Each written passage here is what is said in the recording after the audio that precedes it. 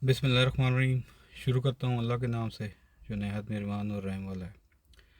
आज मुझे भी ख्याल आया कि एक अहम चीज़ जो हमारे माशरे में बहुत ज़्यादा फैल चुकी है और इसका कुछ मामला जो इसकी गहराई है उसके बारे में कुछ हल्का सा बयान, छोटा सा बिल्कुल।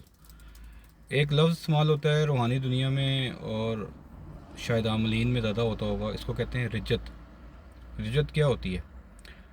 जब कोई इंसान किसी पे किसी जादू के ज़रिए या किसी हसद के ज़रिए जब किसी को नुकसान पहुंचाने की कोशिश करता है, लेकिन किसी अमल के ज़रिए, सिर्फ वैसे ही नहीं, ज़बानी ज़बानी नहीं, किसी आमिल के पास जाता है और इंसानों के ऊपर जो असरात मुरतब होते हैं और उनको नुकसान पहुंचता है, उसके पीछे बहुत सारे अवामिल हो सकते हैं, कई वजूहत हो सकती हैं। उस बंदे की अपनी पाकीज़गी के मसले हो सकते हैं और ऐसी कई चीज़ हो सकती हैं। तो अगर वो कामयाब हो भी जाता है किसी को नुकसान पहुंचाने में, तो ऐसे लोग जो अमलियात करते हैं इन्हें आमिल कहा जाता है, जो जो कि पैसों के लिए करते हैं, उसको कारोबार लोगों ने बनाया हुआ है।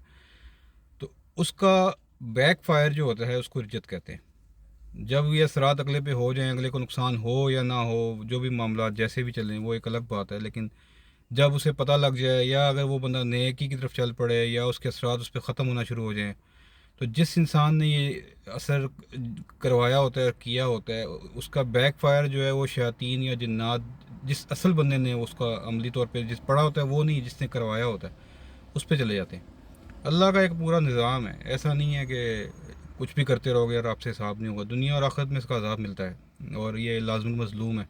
किस सूरत में मिलेगा, कैसे मिलेगा, केस टू केस वेरी करता है। और ये मामलात बड़े ख़तरनाक हद तक जाते हैं, इसकी सज़ा दुनिया में मिलती है, इसे रिजत कहते हैं। चूँकि हमारे मज़हब में ये जादू टोना ये चीज़ें हराम है, मना है, और ज़ाहिरी बात है आप किसी को नुकसान तो ज़बान से भी नहीं दे सकते कि आप गैर ज़रूरी किसी की बेइज्जती कर दें, कुछ भी कर दें। तो जादू टोना करेंगे तो आप ज़्यादा नुकसान देने की कोशिश करेंगे। तो लाजमी बात है आप जब नुकसान देंगे, अगर अगले का कसूर है नहीं है, आप बदला ले रहे हैं, कुछ भी कर रहे हैं, तो आप एक गलत अमल कर रहे हैं।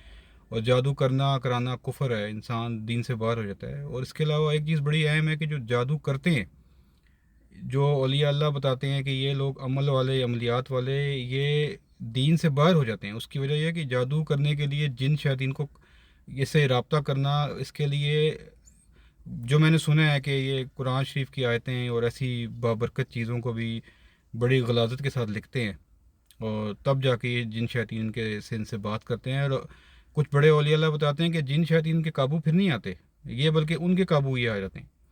तो वो तो चाहते हैं कि तबाही फैले और मुसीबतें परेशानियाँ हों, तो वो तो कभी आपके दोस्त नहीं हो सकते, तो उल्टा वो आपको इस्तेमाल कर लेते हैं कि आप बुराई फैलाना चाह रहे हैं, वो आपकी मदद कर रहे हैं। तो हकीकत में वो तो गुनहगार होंगे या जो अल्लाह साहब जानता है वो उनके साथ लेगा, लेकिन जो कर रहा है वो मुसीबत में आ जाएगा, जिसकी दुनिया भी गई आखिरत भी गई। तो ये कुफर है, ऐसे अमलियात और आमलों के पास जाना। हमारे मुल्क में, पाकिस्तान में और भी मुल्कों में होगा, मैं तो अपने मुल्क की बात करूँ, ये चीज़ें बहुत बढ़ गई हैं। और ऐसी औरतें ज़्यादातर इनकी गाहक होती हैं और ऐसी बेवकूफ़ी करती हैं कि ये जाते हैं शायद किसी के पास कि हम इनसे कुछ करवा लेंगे और लोगों का नुकसान होगा। हकीकत में ये अपने आप को दीन से बाहर करने की अमल के बराबर हो जाता है, और अपनी आखिरत भी गई, दुनिया भी गई। और फिर दुनिया में जब अगर रिजत इन्हें आती है तो वो मुसीबतें परेशानियाँ इनकी तरफ लौट के आती हैं, वो शयातीन फिर इनको तंग करते हैं, इनके घरों में मुसीबतें परेशानियाँ बीमारियाँ आ जाती हैं। और ये इन सब चीज़ों की शुरुआत कहाँ से होती है? हसद से होती है। हसद, कीना, बुग़्ज़। इसलिए औलिया अल्लाह हमेशा जब कि ट्रेनिंग करते हैं तो वो ज़्यादा बात तो नहीं करते, मैं तो कोई इलम वाला नहीं हूँ, मेरे पास तो तालीम नहीं है, इलम नहीं है। लेकिन जो औलिया अल्लाह करते हैं वो ज़िक्र पे ज़ोर देते हैं। ज़िक्र करने से ये चीज़ें जो है ना, आपके दिल की कैफियत बदल जाती हैं और गुनाह से इंसान दूर हो जाता है, और नूर अल्लाह ताला का जो नूर है वो इंसान पे उतरता है। तो छोटा सा टॉपिक ये रजत का था। इंशाल्लाह आगे जब कभी और याद आएगा मैं शायद दोबारा कभी किसी लेक्चर में किसी जगह इसके बारे में बयान करूँ। तो ऐसे गुनाहों से दूर रहें, ऐसे लोगों से दूर रहें, ज़्यादा से ज़्यादा अल्लाह का ज़िक्र करें, दुरूद शरीफ पढ़ें और नमाज़ें पढ़ें, कारोबार भी करें, नौकरी भी करें, हलाल कमाई भी कमाएँ, बेशक ज़्यादा कमाएँ, हलाल तरीके से, जायज़ तरीके से कमाएँ। इस पे भी इंशाल्लाह कभी बात होगी। हलाल और हराम का जो इंसान के ऊपर असरात होते हैं इसकी रूह तक जाते हैं, ये जिस्म तक नहीं होते। जिस्म में तो होंगे, सज़ा भी मिलेगी, लेकिन रूह भी आपकी जो है ना कमज़ोर रहती है। तो हमने जिस्म की खिदमत नहीं करनी, हमने रूह की खिदमत करनी है। हमने रूह को बेहतरीन बनाना, रूहानियत तभी मिलती है।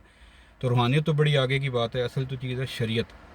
शरीयत की पाबंदी जो सी है ना वो रूहानियत की तरफ लेके जाती है, इसके बगैर रूहानियत हासिल नहीं होती है। उसमें हलाल हराम की तमीज़ है, उसमें तमाम गुनाहों से दूर है, پرہیزگاری ہے، آپ دور رہیں گے اور اس کے علاوہ آپ نیکی کی طرف رہیں گے. گناہ تو آپ سے پھر بھی ہوں گے لیکن آپ پرفیکٹ تو کبھی نہیں ہو سکتے، لیکن آپ کی گناہوں کی تعداد انتہائی کم ہو جائے گی اور نیکیوں کی بڑھ جائے گی. یہی ولایت ہے.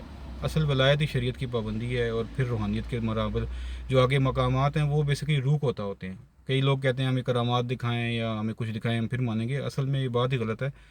فزیکل آبجیکٹ جو ہے وہ باڈی ہے جو نظر آتی ہے. آپ کی شریعت آپ کی جسم پہ نافذ ہوتی ہے. آپ نماز پڑھتے ہیں، وضو میں رہتے ہیں، اس کے اثرات روح پہ جاتے ہیں. روح اتنی پاکیزگی کی طرف جاتی ہے اور اتنی ہلکی ہوتی ہے، پھر وہ اڑنے کے قابل ہوتی ہے. تو روح کو تمام تصرفات ملتے ہیں جو روحانیت جسے کہتے ہیں.